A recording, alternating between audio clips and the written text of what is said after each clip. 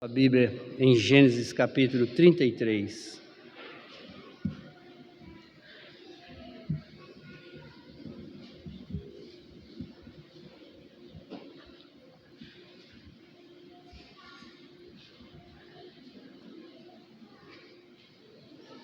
Gênesis 33.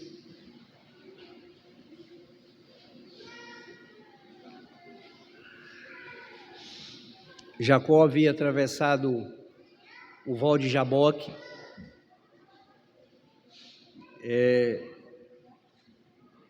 na noite anterior.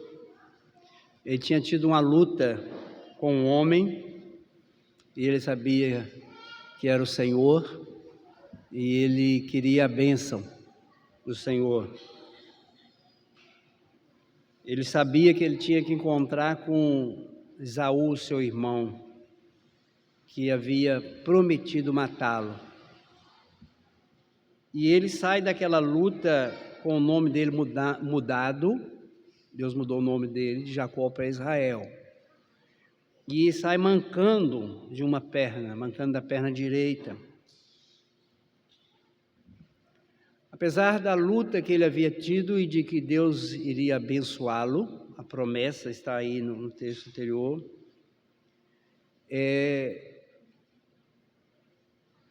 tinha que encontrar com o irmão. Isso é muito interessante, meus irmãos.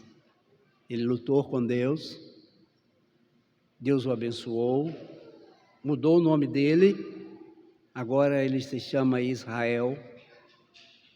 Apesar que nós vamos encontrar o nome dele ainda como Jacó, mas Deus mudou o nome dele. Ele agora manca de uma perna, então ele muda o nome, muda a maneira de andar, mas mesmo assim tem que encontrar com Esaú. E aí começa o versículo 1 do capítulo 33. Levantando Jacó os olhos, viu que Esaú se aproximava, e com ele 400 homens. Então passou os filhos a Lia, a Raquel e as duas servas. Pôs a serva e seus filhos à frente, as duas concubinas. Lia e seus filhos atrás das duas concubinas. E Raquel e José por último. E ele mesmo, adiantando-se, prostrou-se à terra 7 vezes até aproximar-se de seu irmão. Então Esaú correu-lhe ao encontro, o abraçou, arrojou-se-lhe ao pescoço, o beijou e choraram. Daí, levantando os olhos, viu as mulheres, os meninos e disse: quem são estes contigo? Respondeu Jacó: os filhos com que Deus agraciou a teu servo. Então se aproximaram as servas, ela e seus filhos, e se prostraram. Chegaram também Lia e seus filhos e se prostraram. Por último chegaram José e Raquel e se prostraram. Perguntou Esaú: qual é o teu propósito com todos esses bandos que encontrei? Respondeu Jacó: para rogar mercê na presença do meu senhor. Então disse Esaú: eu tenho muitos bens, meu irmão, guarda os que tens. Mas Jacó insistiu: não recuses, se roguei mercê diante de ti, peço que aceites o meu presente, porquanto vi o teu rosto como se tivesse contemplado o semblante de Deus, e te agradaste de mim. Peço-te, pois, recebe o meu presente que eu te trouxe, porque Deus tem sido generoso para comigo, e tenho fartura, e insto com ele até que o aceitou. Disse Esaú: partamos e caminhemos, eu seguirei junto de ti. Porém Jacó lhe disse: meu senhor, sabe que esses meninos são tenros, e tenho comigo ovelhas, vacas de leite. Se forçadas a caminhar demais, um só dia morrerão todos os rebanhos. Passe meu senhor adiante de seu servo, eu seguirei guiando-as pouco a pouco, no passo do gado que me vai à frente, no passo dos meninos, até chegar a meu senhor em Seir. Respondeu Esaú: então permite que eu deixe contigo da gente que está comigo. Diz Jacó: para quê? Basta que eu alcance mercê aos olhos de meu senhor. Assim voltou Esaú aquele dia a Seir, pelo caminho por onde viera. E Jacó partiu para Sucote, e edificou para si uma casa, e fez palhoças para o seu gado. Por isso o lugar se chamou Sucote. Voltando de Padã Arã, chegou Jacó são e salvo à cidade de Siquém, que está na terra de Canaã, e armou a sua tenda junto da cidade. A parte do campo onde armara a sua tenda, ele a comprou dos filhos de Amor, pai de Siquém, por 100 peças de dinheiro. E levantou-lhe um altar e chamou Deus de Israel. Meus irmãos, no texto nós vemos que ele traça uma estratégia difícil de entender. Muito difícil. Esaú vem ao seu encontro e não se esqueça, o homem que havia prometido matar Jacó vinha com 400 homens. Ele vai encontrar com alguém que você prometeu matar, acompanhado de 400 homens. Você está preparado para a guerra.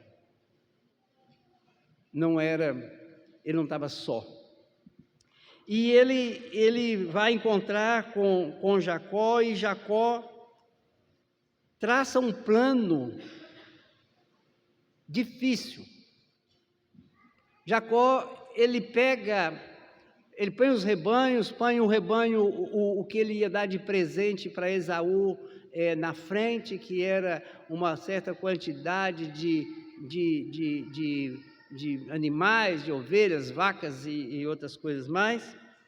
E ele se aproxima de Jacó, de Esaú, e ele põe esses animais na frente. Depois ele pega as concubinas,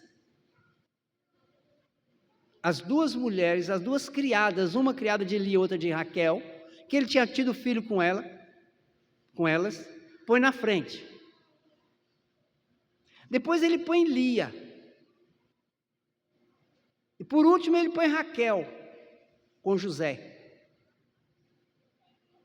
E ele vai finalmente atrás. Esse texto, meus irmãos, tem algumas coisas que nós precisamos de tentar entender. E vamos ver alguns ensinamentos aqui. E a começar aí no versículo 1 a 3, se você olhar aí, Esaú, como eu disse, vinha com 400 homens, o que não era uma boa notícia para Jacó. Se alguém promete me matar e vem até mim com 400 homens, eu não tenho outra ideia de que vão me matar. E ele usa dessa estratégia de separar a sua esposa e os filhos. E é difícil, meus irmãos, imaginar o que ele pensou. Porque no mínimo ele deve ter pensado, aí a gente fica pensando, será que ele pensou, se ele matar a primeira das concubinas com os filhos, se ele matar a segunda, depois ele vai chegar em Lia, será que vai me sobrar alguém para que seja os meus descendentes na terra prometida? E ele diz o texto que ele prostrou durante 7 vezes. Interessante que ele não se prostra 7 vezes na frente de Esaú, mas ele vai se prostrando antes de chegar até Esaú. Era um costume de se prostrar diante de alguém que você considerava superior no contexto de época, mas tudo indica que, na verdade, ele se prostra diante de Deus, ele está orando, pedindo a Deus misericórdia, porque ele não se prostra diante de Esaú, ele vai se prostrando, e ele se prostra 7 vezes. Então não foi por questão cultural que ele se prostra porque ele está buscando a Deus antes da chegada de Esaú. Meus irmãos, aqui eu fico pensando, Jacó não era mais um menino, Jacó não era um homem de 30 anos, Jacó já era um senhor. E Jacó estava com medo. Jacó enfrenta aqui talvez uma batalha consigo mesmo, não sei se igual ou pior que o que ele havia enfrentado no Val de Jaboque, quando Deus o abençoou. Mas ele está diante de uma situação que eu não gostaria de passar. Nós, às vezes, criticamos Jacó, mas esquecemos de que quem vem diante dele é alguém que prometeu matá-lo, e veio com 400 homens,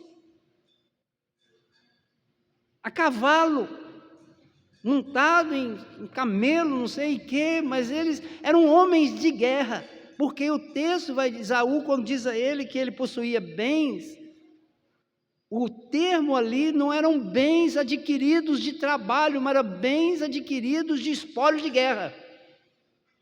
Era um guerreiro, era um homem que metia medo. E Jacó já vai caminhando com mulheres, menino, vaca de leite. 400 homens passavam em cima disso assim, como um trator. Matava tudo. E ele está enfrentando uma luta.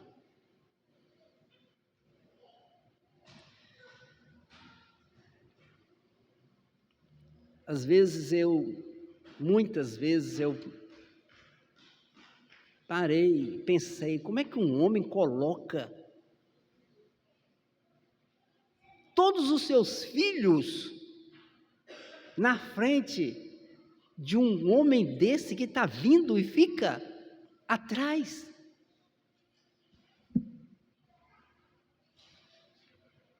Essa semana eu refleti muito sobre isso.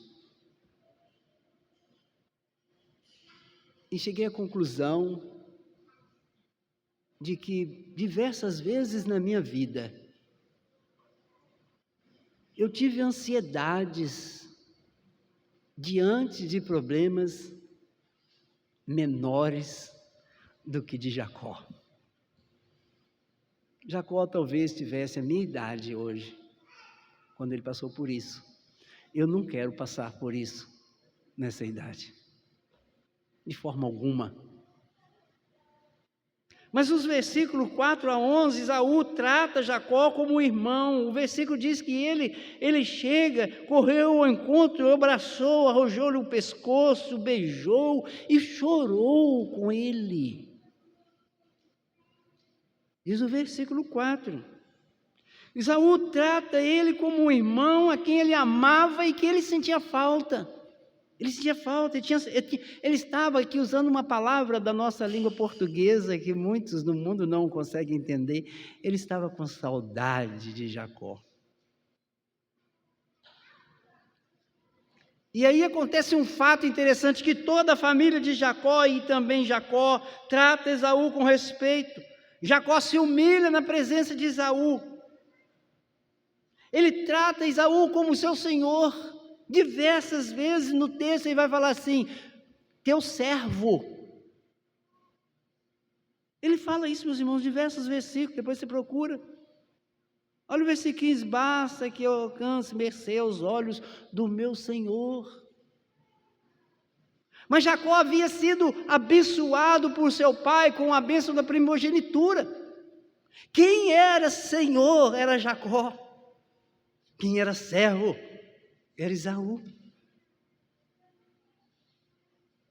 Mas Jacó, humildemente, se curva diante do seu irmão e diz que eu acho mercê diante do meu Senhor. Realmente esse homem havia passado pelo val de Jaboque. Ele se humilha na presença de Saul, tratando como Senhor. Ele dá um sinal de humildade e Jacó reconhece que Deus o abençoou. Ele chega ao ponto de dizer, Deus tem sido generoso para comigo, e ele vai dizer aí que ele viu Deus no rosto, na face do seu irmão. Jacó entende que Deus tocou no coração de Esaú e não permitiu que Esaú viesse com fúria sobre ele. O versículo 15 até o versículo 20. Acontece um fato muito difícil, está aí entre o 12 também, entre o 12 e o 14, antes do 15 ao 20, já Esaú pede para ir com ele, eu vou com você. Ele arruma uma desculpa lógica, ele diz, não, eu estou indo com mulher, menino, não tem como eu andar no passo desses teus guerreiros, eu vou matar tudo se eu andar no passo do seu guerreiro, eu tenho que andar no passo do gado. Para quem entende de tocar boi, sabe o que ele está falando. Você não pode colocar o boi além do passo que ele tem que andar, porque senão você mata ele. Eu tenho que andar no passo do gado, eu tenho que andar no passo dos meninos. Você vai na frente. Aí Esaú vira para ele e fala, não, eu vou deixar uns homens com você. Não, vai na frente, pode ir embora, eu vou atrás. E nós encontramos em Seir. Está no versículo 14. Olha aí. Passe meu Senhor adiante de seu servo, eu seguirei guiando-os a pouco, no passo do gado que me vai à frente, e no passo dos meninos, até chegar a meu... Repara que ele diz, até chegar a meu Senhor em Seir. Seir, meus irmãos, não era na terra prometida. Jacó se compromete com Esaú a ir para Seir.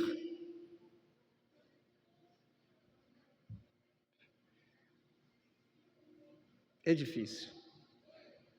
No versículo 15, respondeu Esaú, então permite que eu deixe contigo? Não, eu vou sozinho. Voltou Esaú naquele dia a Seir, pelo caminho por onde viera. Olha o 17. E Jacó partiu para Sucote. Ele mandou o irmão dele para um lado e foi para o outro. Achou fora, usando aqui uma gíria. Os irmãos me desculpem, mas a gíria rachou fora. Ele foi embora para outro canto. Ele evita caminhar com Esaú, ele dá uma desculpa lógica quando ele fala sobre isso. Mas ele tem medo, ele tem insegurança. E esse medo, essa insegurança de Jacó, dificultava a vida de Jacó. Ele não cumpriu o trato feito com Esaú, ele mentiu. Ele mentiu. Eu vou encontrar com você lá em Seir. Mas ele não tinha a menor intenção de ir para Seir. Ele não queria ir para Seir. Ele vai para Sucote e vai acabar lá em Siquém, já na terra prometida. Então nós encontramos aqui um Jacó que, com medo, ele vai arrumando as suas desculpas na vida, porque ele tem medo. Ele não cumpre o combinado e vai para a terra prometida, foi para Sucote, para onde Deus havia mandado que ele fosse. Ele vai para onde Deus havia mandado. E aí, meus irmãos, o texto diz que ele faz uma coisa que os seus pais não fizeram. Ele compra um campo do pai de Siquém por 100 peças de dinheiro e estabelece ali um altar para adorar a Deus, para cultuar o Senhor, e vai ficando ali. Meus irmãos, algumas coisas que nós precisamos de ver aqui nesse texto com relação ao nosso Deus. Meus irmãos, uma coisa que eu estava refletindo nesse texto. O nosso Deus é um Deus paciente. Estava pensando nisso. Nosso Deus é um Deus paciente. O Senhor Jesus tem paciência com a sua igreja. Ele tem paciência com a nossa vida, porque apesar de falar tudo, de fazer tudo, apesar de Jacó ter lutado toda noite com Deus, ser abençoado por Deus, saiu mancando, mudou o nome, ele toma a iniciativa de colocar as mulheres em risco, os filhos em risco. E Deus ainda tem paciência com este homem. O Senhor Jesus tem paciência com a sua igreja. Haja vista o que nós encontramos nos evangelhos, quando ele vai falando com aqueles discípulos. Os problemas que nós vamos encontrar com a igreja, nas cartas, em Atos dos Apóstolos, brigas, discussões, caminhadas erradas. Esse texto nos ensina que o nosso Deus é paciente. Louvado seja o nome dele. Que tem paciência comigo. Louvado seja o nome dele. Que apesar de tudo aquilo que nós vemos, tudo aquilo que ele nos fala, nós ainda ficamos arrumando estratégias humanas. Ele é paciente. O nosso Deus é um Deus de aliança. Ele não rompe a aliança com Jacó, porque Jacó faz tudo isso. Ele mantém a sua aliança com Jacó, e nós vamos ver isso no decorrer do tempo. Jesus cumpre essas promessas feitas à sua igreja. Ele cumpre as promessas feitas à sua igreja. Interessante, meus irmãos, que Jacó coloca as concubinas na frente. Não sei qual delas estava na frente, mas estavam as duas na frente. Depois ele vem e coloca Lia com seus filhos. Mas Jacó não sabia que entre os filhos de Lia estava Judá. Ele põe Judá em risco. Judá, de onde Jesus procede. Ele não sabia. Ele vai saber que Judá era o rumo, o da aliança, que de onde sairia o Messias. Ele vai saber quando ele já está bem velho, quando ele abençoa Judá. Mas ele não sabia aqui nesse tempo. Mas Esaú não podia matar Judá. Esaú não podia matar Judá. Judá já estava definido como o pai da aliança, o patriarca. Seria Judá. É a tribo de onde Jesus nasceria. Mas mesmo assim, o Senhor cumpre a promessa, e o Senhor cumpre a sua promessa com a sua igreja, quando o Senhor diz que cuida, Ele cuida. Quando o Senhor diz a você, eu te sustento, eu te mantenho, não temas, não temas.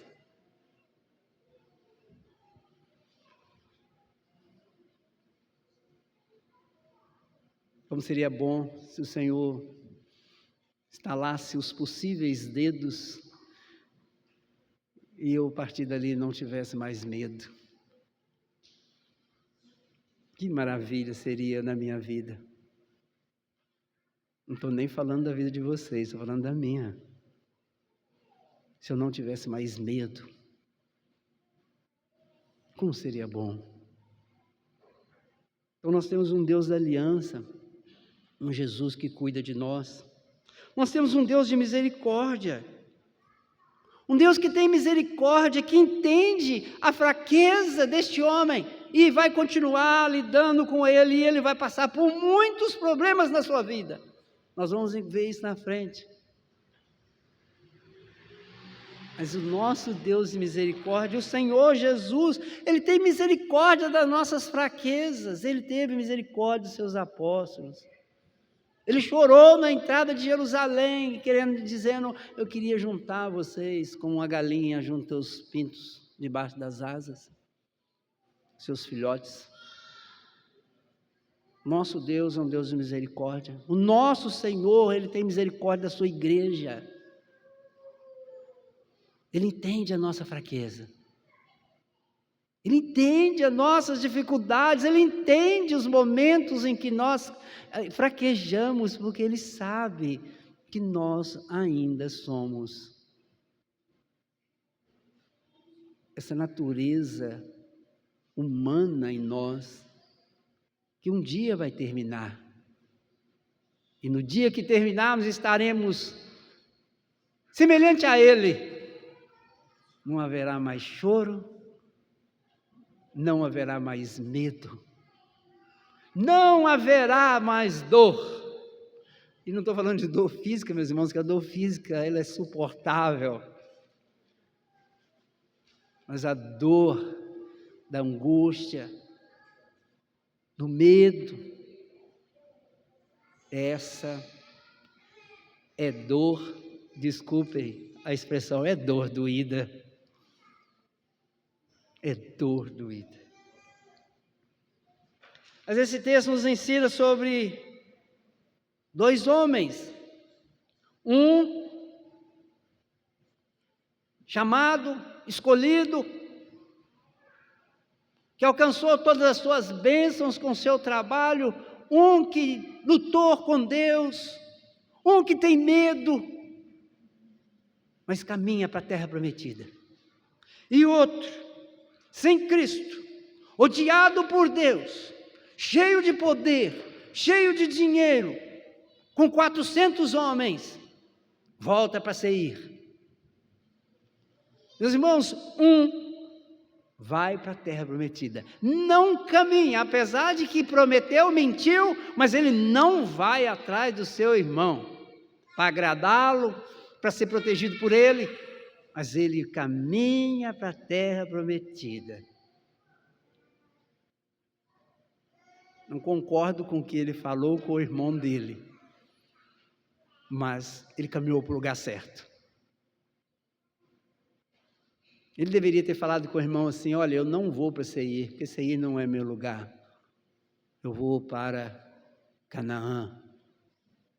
É para lá que eu vou. Ele devia ter falado isso com Esaú, mas ele não falou.